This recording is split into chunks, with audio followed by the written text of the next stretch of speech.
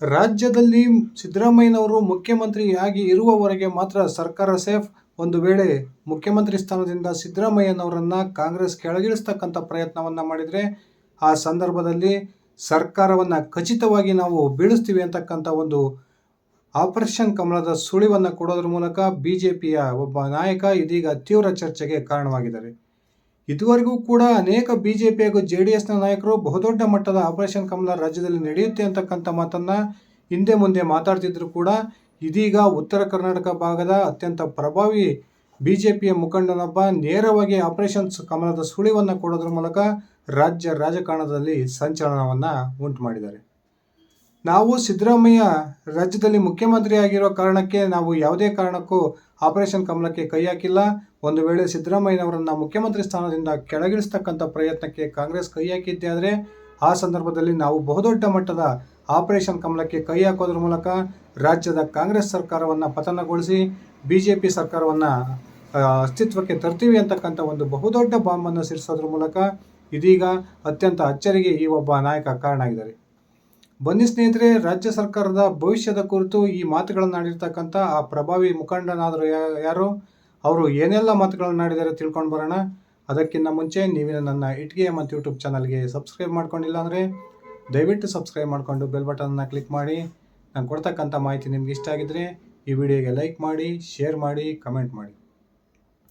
ಸ್ನೇಹಿತರೆ, ರಾಜ್ಯದಲ್ಲಿ ಸಿದ್ದರಾಮಯ್ಯ ನೇತೃತ್ವದ ಕಾಂಗ್ರೆಸ್ ಸರ್ಕಾರ ಅಸ್ತಿತ್ವಕ್ಕೆ ಬಂದ ದಿನದಿಂದಲೂ ಕೂಡ ಈ ಒಂದು ಸರ್ಕಾರ ಹೆಚ್ಚು ದಿನ ಬಾಳಲ್ಲ ಅಂತಕ್ಕಂಥ ಮಾತನ್ನು ಪದೇ ಪದೇ ಬಿಜೆಪಿ JDS ನಾಯಕರು ಆಡ್ತಾನೆ ಬಂದಿದ್ದರು. ಆದರೆ ರಾಜ್ಯದ ಕಾಂಗ್ರೆಸ್ನಲ್ಲಿ ಅನೇಕ ಸಮಸ್ಯೆಗಳಿದ್ದರೂ ಕೂಡ ಈವರೆಗೂ ಸರ್ಕಾರ ಪತನದ ಒಂದು ಸುಳಿವು ನಮಗೆ ಸಿಕ್ಕಿಲ್ಲ. ರಾಜ್ಯದ ಅನೇಕ ಬಿಜೆಪಿ ನಾಯಕರು ಸರ್ಕಾರದ ಅವಧಿಯನ್ನು ಕೂಡ ಲೋಕಸಭಾ ಚುನಾವಣೆ ಮುಗಿದ ನಂತರ 1 ತಿಂಗಳಲ್ಲಿ ಸರ್ಕಾರ ಪತನ ಆಗುತ್ತೆ, ಹಾಗೆ ಹೀಗೆ ಅಂತಕ್ಕಂಥ ಮಾತನ್ನು ಹೇಳ್ತಾನೆ ಬಂದಿದ್ದರು. ಆದರೆ ಸರ್ಕಾರ ಈ ಕ್ಷಣಕ್ಕೂ ಕೂಡ ಸೇಫ್ ಆಗಿ ಇದೆ ಅಂತಕ್ಕಂಥದ್ದು ರಾಜ್ಯದ ಮತದಾರರಿಗೆ ಇರತಕ್ಕಂಥ ಒಂದು ಭಾವನೆ. ಆದರೆ ಇದೀಗ ಬಿಜೆಪಿಯ ಪ್ರಭಾವಿ ನಾಯಕರೊಬ್ಬರು ಸಿದ್ದರಾಮಯ್ಯನವರನ್ನ ಕಾಂಗ್ರೆಸ್ ಏನಾದರೂ ಕೆಳಗಿಳಿಸ್ತಕ್ಕಂಥ ಪ್ರಯತ್ನಕ್ಕೆ ಕೈ ಹಾಕಿದರೆ ಆ ಒಂದು ಕ್ಷಣದಲ್ಲಿ ನಾವು ದೊಡ್ಡ ಮಟ್ಟದ ಆಪರೇಷನ್ ಕಮಲಕ್ಕೆ ಕೈ ಹಾಕ್ತೀವಿ ಅಂತಕ್ಕಂಥ ಒಂದು ಸುಳಿವನ್ನು ಕೊಡೋದ್ರ ಮೂಲಕ ಆಪರೇಷನ್ ಕಮಲದ ಸುಳಿವನ್ನು ನೇರವಾಗಿ ಬಿಟ್ಕೊಟ್ಟಿರ್ತಕ್ಕಂಥ ಪ್ರಥಮ ನಾಯಕ ಇವರಾಗಿದ್ದಾರೆ ಅಂತಲೇ ಹೇಳ್ಬೋದು. ಹೌದು ಸ್ನೇಹಿತರೆ, ಗೋಕಾಕ್ನ ಶಾಸಕ, ಆಪರೇಷನ್ ಕಮಲದ ಎಕ್ಸ್ಪರ್ಟ್ ಎಂದೇ ಖ್ಯಾತಿಯನ್ನು ಪಡೆದಿರ್ತಕ್ಕಂಥ ಬಿಜೆಪಿಯ ಪ್ರಭಾವಿ ಮುಖಂಡ ರಮೇಶ್ ಜಾರಕಿಹೊಳಿ ಅವರು ಸಿದ್ದರಾಮಯ್ಯ ಸರ್ಕಾರದ ಕುರಿತು ಈ ಒಂದು ಸ್ಫೋಟಕ ಹೇಳಿಕೆಯನ್ನು ಕೊಡೋದ್ರ ಮೂಲಕ ತೀವ್ರ ಚರ್ಚೆಯನ್ನು ಹುಟ್ಟಾಕಿದ್ದಾರೆ. ನಿನ್ನೆ ತಾನೇ ನಡೆದಂತಹ ಒಂದು ಬಿಜೆಪಿಯ ಸಭೆಯಲ್ಲಿ ಬೆಳಗಾವಿಯಲ್ಲಿ ಮಾತನಾಡಿದಂತಹ ರಮೇಶ್ ಜಾರಕಿಹೊಳಿ ಅವರು ಒಂದು ವೇಳೆ ರಾಜ್ಯದಲ್ಲಿ ಸಿದ್ದರಾಮಯ್ಯ ನೇತೃತ್ವದ ಸರ್ಕಾರ ಅಸ್ತಿತ್ವಕ್ಕೆ ಬಂದಿರೋ ಕಾರಣಕ್ಕೆ ನಾವು ಯಾವುದೇ ರೀತಿಯ ಆಪರೇಷನ್ ಕಮಲಕ್ಕೆ ಕೈ ಹಾಕಿಲ್ಲ. ಸಿದ್ದರಾಮಯ್ಯನವರನ್ನು ಬಿಟ್ಟು ಬೇರೆ ಯಾರಾದರೂ ರಾಜ್ಯದ ಮುಖ್ಯಮಂತ್ರಿ ಆಗಿದ್ದರೆ ನಾವು ಸರ್ಕಾರದ ಮೊದಲ ದಿನದಿಂದನೇ ಕೂಡ ಸಹ ಆಪರೇಷನ್ ಕಮಲಕ್ಕೆ ಕೈ ಹಾಕ್ತಿದ್ವಿ, ಆ ಮೂಲಕ ಸರ್ಕಾರವನ್ನು ಪತನಗೊಳಿಸ್ತಿದ್ವಿ ಅಂತಕ್ಕಂಥ ಮಾತನ್ನು ಹೇಳೋದ್ರ ಮೂಲಕ ಇದೀಗ ರಾಜ್ಯದಲ್ಲಿ ಆಪರೇಷನ್ ಕಮಲ ಇನ್ನೂ ಕೂಡ ಜೀವಂತವಾಗಿದೆ ಅಂತಕ್ಕಂಥ ಒಂದು ಸುಳಿವನ್ನು ಬಿಟ್ಕೊಟ್ಟಿದ್ದಾರೆ. ಅದಷ್ಟೇ ಅಲ್ಲ ಸ್ನೇಹಿತರೆ, ಈ ದೇವರ ಒಂದು ಕೃಪೆಯಿಂದ ರಾಜ್ಯದಲ್ಲಿ ಸಿದ್ದರಾಮಯ್ಯ ನೇತೃತ್ವದ ಸರ್ಕಾರ ಬಂದಿದೆ. ಸಿದ್ದರಾಮಯ್ಯನವರಿಗೆ ದೇವರು ಸಹ ಒಳ್ಳೆ ಬುದ್ಧಿಯನ್ನು ಕೊಡಲಿ. ಒಂದು ವೇಳೆ AICC ಏನಾದರೂ ಒಂದು ಕೆಟ್ಟ ನಿರ್ಧಾರಕ್ಕೆ ಬಂದು ಸಿದ್ದರಾಮಯ್ಯನವರನ್ನು ಮುಖ್ಯಮಂತ್ರಿ ಸ್ಥಾನದಿಂದ ಕೆಳಗಿಳಿಸ್ತಕ್ಕಂಥ ಪ್ರಯತ್ನವನ್ನು ಮಾಡಿದರೆ ಆ ಸಂದರ್ಭದಲ್ಲಿ ನಾವು ಯಾವುದೇ ಕಾರಣಕ್ಕೂ ಕೂಡ ಕಾಂಗ್ರೆಸ್ನಿಂದ ಮತ್ತೊಬ್ಬರು ಮುಖ್ಯಮಂತ್ರಿ ಆಗೋದಕ್ಕೆ ಬಿಡೋದಿಲ್ಲ ಅಂತಕ್ಕಂಥ ನೇರ ಸವಾಲನ್ನು ಹಾಕೋದ್ರ ಮೂಲಕ ಇದೀಗ ಕಾಂಗ್ರೆಸ್ನಲ್ಲಿ ಒಂದು ರೀತಿಯ ತಳಮಳಕ್ಕೆ ಕಾರಣವಾಗಿದ್ದಾರೆ ಅಂದರೆ ತಪ್ಪಾಗೋದಿಲ್ಲ.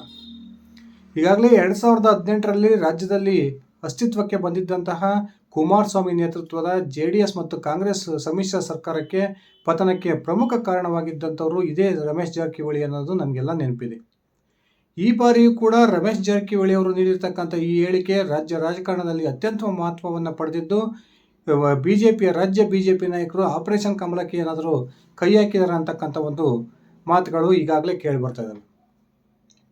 ರಮೇಶ್ ಜಾರಕಿಹೊಳಿ ಅವರು ತಮ್ಮದೇ ಆದಂತಹ ಒಂದು ನೆಟ್ವರ್ಕ್ ಅನ್ನು ಹೊಂದಿದ್ದು ಅನೇಕ ಕಾಂಗ್ರೆಸ್ ಶಾಸಕರ ಸಂಪರ್ಕದಲ್ಲಿದ್ದಾರೆ ಅಂತಕ್ಕಂಥ ಒಂದು ಸ್ಪಷ್ಟವಾದ ಸುಳಿವುಗಳು ಸಿಗ್ತಾ ಇದ್ದಾವೆ.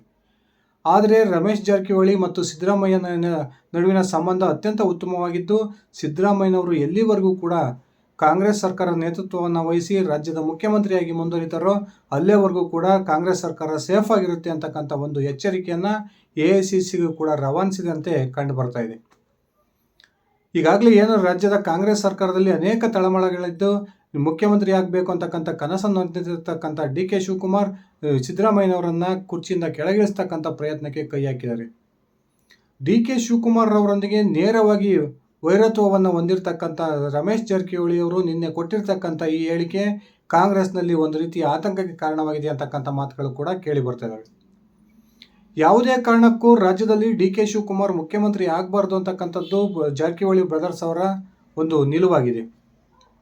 ರಾಜ್ಯದಲ್ಲಿ ಒಂದು ವೇಳೆ ಸಿದ್ದರಾಮಯ್ಯನವರು ಕೆಳಗಿಳಿದು ಆ ಸಂದರ್ಭದಲ್ಲಿ ಮುಖ್ಯಮಂತ್ರಿಯಾಗಿ ಡಿ ಕೆ ಶಿವಕುಮಾರ್ ಅಧಿಕಾರ ವಹಿಸ್ಕೊಳ್ತಕ್ಕಂಥ ಒಂದು ಸಂಭವ ಏನಾದರೂ ಬಂದರೆ ಆ ಸಂದರ್ಭದಲ್ಲಿ ಬಿಜೆಪಿ ಬಹುದೊಡ್ಡ ಮಟ್ಟದ ಆಪರೇಷನ್ ಕಮಲಕ್ಕೆ ಕೈ ಹಾಕುತ್ತೆ. ಆ ಮೂಲಕ ರಾಜ್ಯದ ಕಾಂಗ್ರೆಸ್ ಸರ್ಕಾರವನ್ನು ಪತನಗೊಳಿಸುತ್ತೆ ಅಂತಕ್ಕಂಥ ಒಂದು ಮಾತನ್ನು ಹೇಳೋದ್ರ ಮೂಲಕ ಡಿ ಕೆ ಶಿವಕುಮಾರ್ ಅವರಿಗೆ ಬಹುದೊಡ್ಡ ತಲ್ಲಣವನ್ನು ಈ ರಮೇಶ್ ಜಾರಕಿಹೊಳಿ ಅವರು ತಂದಿಟ್ಟಿದ್ದಾರೆ ಅಂತಲೇ ಹೇಳ್ಬೋದು.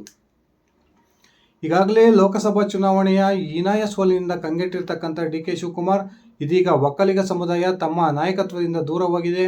ಒಕ್ಕಲಿಗ ಸಮುದಾಯ ಈ ಬಾರಿಯ ಲೋಕಸಭಾ ಚುನಾವಣೆಯಲ್ಲಿ ಸಂಪೂರ್ಣವಾಗಿ ಕಾಂಗ್ರೆಸ್ಸನ್ನು ತಿರಸ್ಕರಿಸಿದೆ ಅಂತಕ್ಕಂಥ ಒಂದು ಜಿಜ್ಞಾಸೆಯಲ್ಲಿದ್ದಾರೆ.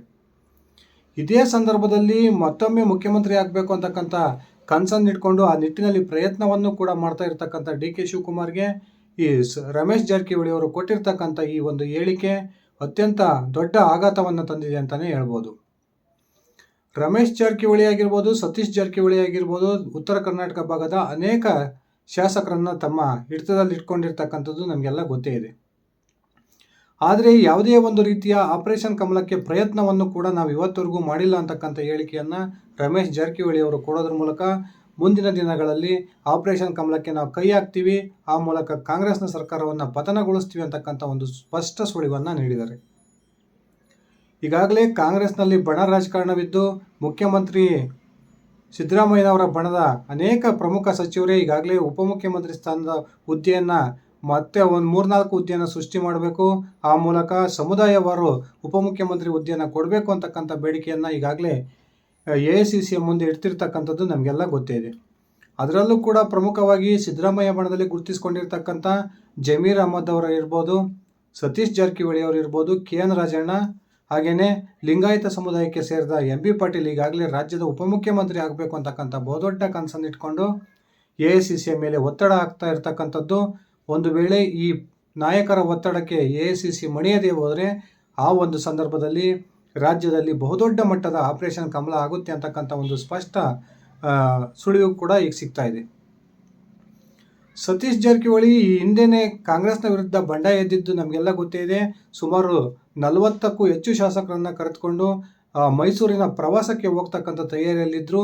ಆ ನಂತರ AICC ಹಾಗೂ ಸಿದ್ದರಾಮಯ್ಯನವರ ಒಂದು ನೇರ ಸಂಪರ್ಕದಿಂದ ಆ ಒಂದು ಪ್ರವಾಸವನ್ನು ಮೊಟಕುಗೊಳಿಸಿದ್ದನ್ನು ನಾವೆಲ್ಲ ನೋಡಿದ್ದೀವಿ.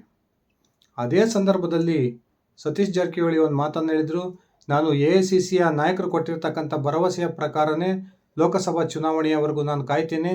ಒಂದು ವೇಳೆ ಲೋಕಸಭಾ ಚುನಾವಣೆ ಆದ ನಂತರವೂ ಕೂಡ ರಾಜ್ಯದ ಕಾಂಗ್ರೆಸ್ ಸರ್ಕಾರದಲ್ಲಿ ನನಗೆ ಉಪಮುಖ್ಯಮಂತ್ರಿಯನ್ನು ಮಾಡದೇ ಹೋದರೆ ನಾನು ನನ್ನ ರಾಜಕೀಯ ನಿರ್ಧಾರವನ್ನು ತೆಗೆದುಕೊಳ್ತೀನಿ ಅಂತಕ್ಕಂಥ ಒಂದು ಎಚ್ಚರಿಕೆಯನ್ನು AICCಗೆ ರವಾನಿಸಿದರು. ಅದಷ್ಟೇ ಅಲ್ಲದೆ ಶಿವಮೊಗ್ಗದಲ್ಲಿ ನಡೆದಂತಹ ಒಂದು ಶಂಕುಸ್ಥಾಪನೆ ಕಾರ್ಯಕ್ರಮದಲ್ಲಿ ಕೇಂದ್ರ ಸಚಿವ ನಿತಿನ್ ಗಡ್ಕರಿ ಅವರನ್ನು ಆಡಿ ಹೊಗಳೋದ್ರ ಮೂಲಕ ಎಲ್ಲರ ಹುಬ್ಬೇರಿಸುವಂತೆ ಸತೀಶ್ ಜಾರಕಿಹೊಳಿ ಅವರು ಮಾಡಿದರು. ಇದೀಗ ರಮೇಶ್ ಜಾರಕಿಹೊಳಿ ಅವರು ಕೊಟ್ಟಿರ್ತಕ್ಕಂಥ ಈ ಹೇಳಿಕೆಗೂ ಸತೀಶ್ ಜಾರಕಿಹೊಳಿ ಅವರು AICCಯ ಮೇಲೆ ಆಗ್ತಿರ್ತಕ್ಕಂಥ ಒತ್ತಡಕ್ಕೂ ಒಂದಕ್ಕೊಂದು ಪರಸ್ಪರ ಸಂಬಂಧ ಇದೆ ಅಂತಕ್ಕಂಥ ಮಾತುಗಳು ಕೂಡ ಕೇಳಿ ಬರ್ತಿದ್ದಾವೆ. ಮೊನ್ನೆ ತಾನೇ ಕೊನೆಗೊಂಡಂತಹ ಲೋಕಸಭಾ ಚುನಾವಣೆಯಲ್ಲಿ ತಮ್ಮ ಪುತ್ರಿಯ ಪರವಾಗಿ ಏನೆಲ್ಲ BJP ನಾಯಕರು ಕೆಲಸ ಮಾಡಿದ್ದಾರೆ ಅಂತಕ್ಕಂಥ ಒಂದು ಮಾತುಗಳು ರಾಜ್ಯದ ರಾಜಕಾರಣದಲ್ಲಿ ಕೇಳಿ ಬರ್ತಾ ಇದ್ದಾವೆ. ಆ ಒಂದು ನಂತರ ಜಾರಕಿಹೊಳಿಯ ಕುಟುಂಬದ ಬ್ರದರ್ಸ್ ಎಲ್ಲ ಒಂದು ರೀತಿಯ ಒಂದು ಸಹಮತಕ್ಕೆ ಬಂದಿದ್ದಾರೆ ಅಂತಕ್ಕಂಥ ಮಾತುಗಳು ಕೂಡ ಕೇಳಿ ಬರ್ತಿದ್ದಾವೆ. ಈ ರಮೇಶ್ ಜಾರಕಿಹೊಳಿ, ಸತೀಶ್ ಜಾರಕಿಹೊಳಿ ಮತ್ತು ಜಾರಕಿಹೊಳಿ ಕುಟುಂಬದ ಇತರ ಸದಸ್ಯರ ಒಂದೇ ಒಂದು ಗುರಿ ಇರತಕ್ಕಂಥದ್ದು, ನಮ್ಮ ಕುಟುಂಬದ ಯಾರಾದರೂ ಒಬ್ಬರು ರಾಜ್ಯದ ಮಹತ್ತರ ಹುದ್ದೆಯನ್ನು ಸ್ವೀಕರಿಸಬೇಕು, ಆ ಹುದ್ದೆಯನ್ನು ಅನುಭವಿಸಬೇಕು ಅಂತಕ್ಕಂಥ ತೀರ್ಮಾನಕ್ಕೆ ಈ ಜಾರಕಿಹೊಳಿ ಬ್ರದರ್ಸ್ ಬಂದಂತೆ ಕಂಡು ಬರ್ತಾ ಇದೆ. ಈಗಾಗಲೇ BJP ಕೂಡ ಸತೀಶ್ ಜಾರಕಿಹೊಳಿ ಅವರಿಗೆ ಬಹುದೊಡ್ಡ ಆಫರನ್ನು ಕೊಟ್ಟಿದೆ. ನೀವು ಒಂದು ವೇಳೆ 45ಕ್ಕೂ ಹೆಚ್ಚು ಶಾಸಕರನ್ನು ಕರೆದುಕೊಂಡು BJPಗೆ ಸೇರ್ಪಡೆಯಾಗಿದ್ದೇ ಆದರೆ ನಿಮ್ಮನ್ನು ರಾಜ್ಯದ ಮುಖ್ಯಮಂತ್ರಿಯನ್ನಾಗಿ ಮಾಡ್ತೀವಿ ಅಂತಕ್ಕಂಥ ಒಂದು ಆಫರನ್ನು BJPಯ ರಾಜ್ಯ ನಾಯಕರು ಸತೀಶ್ ಜಾರಕಿಹೊಳಿ ಅವರಿಗೆ ಕೊಟ್ಟಿದ್ದಾರೆ ಅಂತಕ್ಕಂಥ ಒಂದು ಸ್ಪಷ್ಟ ಮಾಹಿತಿಗಳು ಸಿಗ್ತಾ ಇದ್ದಾವೆ.